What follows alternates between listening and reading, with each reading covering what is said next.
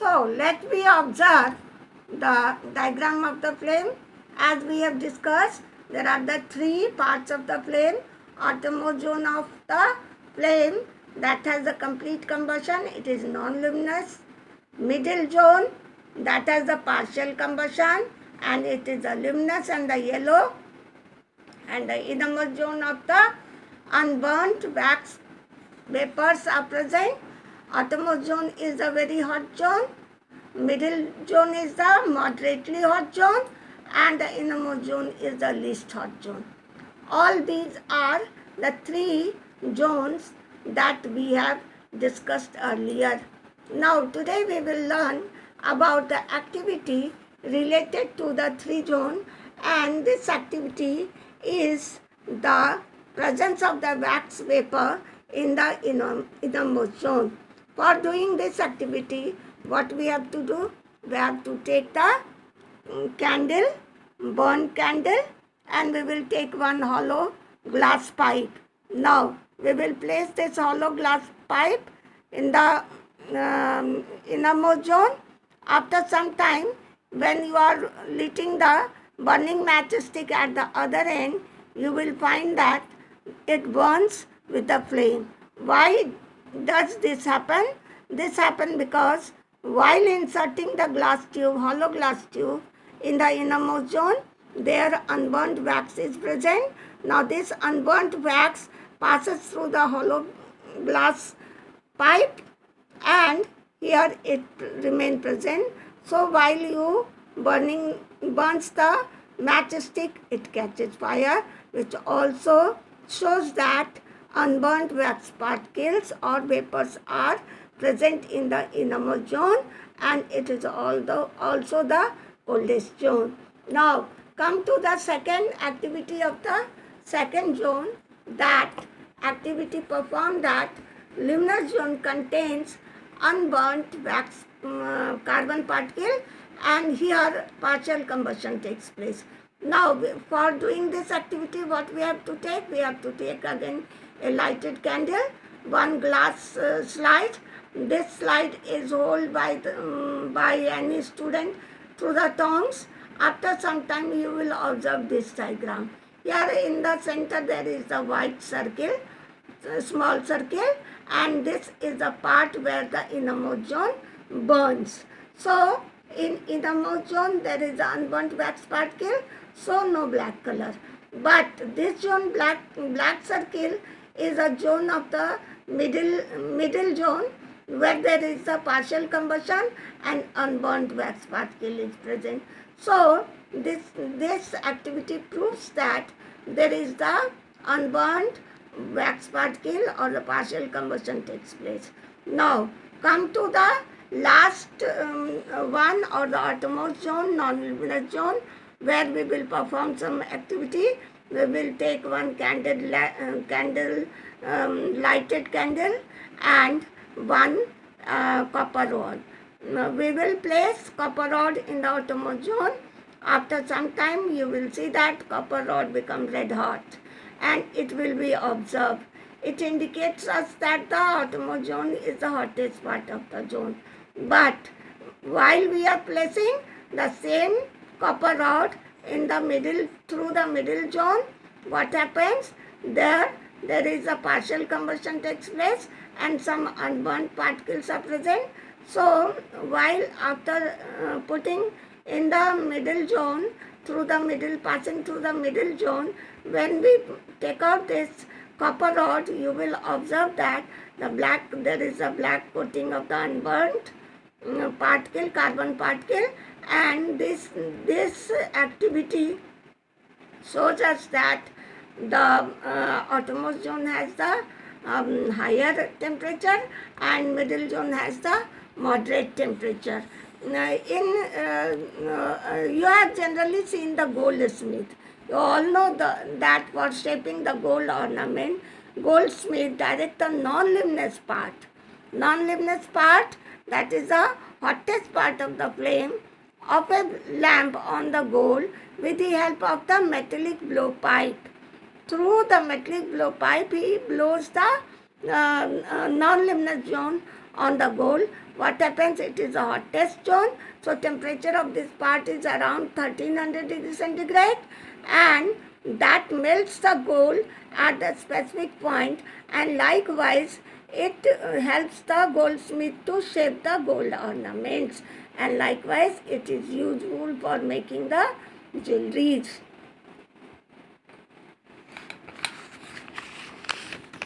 Now come to the topic, that is the fuel and calorific value. As you know that any combustible material when burns, it gives heat and light, and that is called the fuel. Also you know that there are three types of the fuel: solid fuel, liquid fuel and gaseous fuel. Now this topic, that is the calorific value, that is very new for you. Let me learn about its definition, that the amount of the heat energy produced when 1 kg of any fuel burns in oxygen, that is called the calorific value. This is called the calorific value.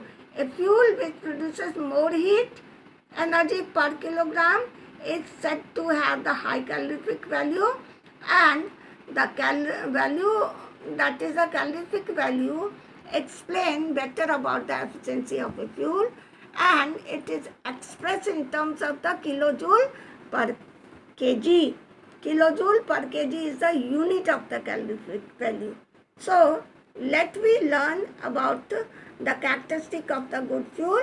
As here 6 points are given, and among these it should be cheap, readily available, it should be easy to store, it should have high calorific value, it should not produce harmful gas as pollutants, it should have low ignition temperature so that it catches fire but not below the room temperature, it should undergo complete combustion, that means no incomplete combustion takes place, and which should be controlled. So likewise it is the characteristic of the good fuel. As you know, some fuel are solid, some are liquid, some are gaseous. And also in your class 5 we have learned that gaseous state of the fuels are the best fuel, and they are taken as the green fuel. Now come, here 4 points are given why they are a good fuel. Gaseous fuel are supplied in the cylinder or through pipeline, so it is transportable. Transportation cost is low. Gaseous fuel release large amount of the energy, as all of you are using LPG cylinder, and the solid fuel leaves the residue. Gaseous fuel produce large amount of the least amount of the harmful gases as compared to the solid fuel. As you know that on burning wood, the carbon dioxide, carbon monoxide is given out. Gaseous fuel can easily ignite because its ignition temperature is low, and there is also the valve which control the fire or the flame. So likewise, comparing it with the solid and liquid fuel, we have come to know that gaseous state of the fuel is best fuel. Now come to the harmful effect of the fuel. There are certain harmful effects of the fuel. As you know that nowadays the fuel consumption increase. Carbon fuel like wood, coal, petroleum release unburnt carbon particles due to incomplete combustion. So what happens? They suspend in the air and create the air pollution. Excess amount of the particles when exist in the air, it creates breathing problem, and likewise you will see that when it mixes with the fog, smokes when mixes with the fog during the winter season, they form the smoke, which is very harmful for the plants as well as animals. In types of the combustion, we have learnt about the incomplete combustion. What happens when insufficient amount of oxygen is present? The fuel burns, that is a partial combustion takes place, and the gas, carbon, harmful gas, carbon monoxide gas is given out, which is very poisonous. and even very small amount of the carbon monoxide in air can cause breathing problems, and there may be the death due to the suffocation. So it is incomplete combustion is very harmful. Now combustion, which lead to release of the carbon dioxide in the environment. So what happens? The air carbon dioxide is released in the air, and excess amount of the carbon dioxide traps heat energy from the atmosphere, and likewise the earth's temperature rises, and this results in melting of the polar glacier, and also leads to rise in the sea level causing flood, and the whole process is due to the phenomenon called the global warming. So increase of the temperature is one of the effect of the this excess presence of the carbon dioxide, due to which global warming takes place. Now burning of the fossil fuel, as you have learnt in class 5, fossil fuel, coal, diesel, these when burnt releases sulfur dioxide, which is a very harmful pollutant, and it is extremely suffocating. It is also, when it dissolves in the water, it produces the harmful acid that is called the sulfuric acid, and when it occurs in nature, as you have learnt in class 5, that when this sulfur dioxide reacts with the water in atmosphere, it forms sulfuric acid, and when it comes with the rain, it is called the acid rain, which damages the building, plants and trees, etc.